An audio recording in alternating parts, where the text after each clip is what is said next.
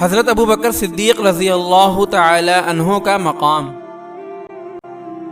حضرت ابو بکر صدیق رضی اللہ تعالی عنہ کے فرزند حضرت عبد الرحمن رضی اللہ تعالی عنہ جنگ بدر سے پہلے حالت کفر پر تھے، بلکہ جنگ بدر میں وہ دشمنوں کے ساتھ شامل تھے۔ جنگ کے دوران جب حضرت ابو بکر صدیق رضی اللہ تعالی عنہ اپنے فرزند کی زد میں آ گئے تو محبت نے جوش مارا اور حضرت عبد الرحمن نے اپنا رخ دوسری طرف کر لیا۔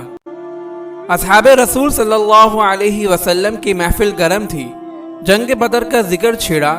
تو حضرت عبد الرحمن نے، جو اس وقت اسلام لا چکے تھے، اپنے جلیل القدر والد حضرت ابو بکر رضی اللہ تعالی عنہ سے یہ واقعہ ذکر کیا کہ آپ جنگ بدر میں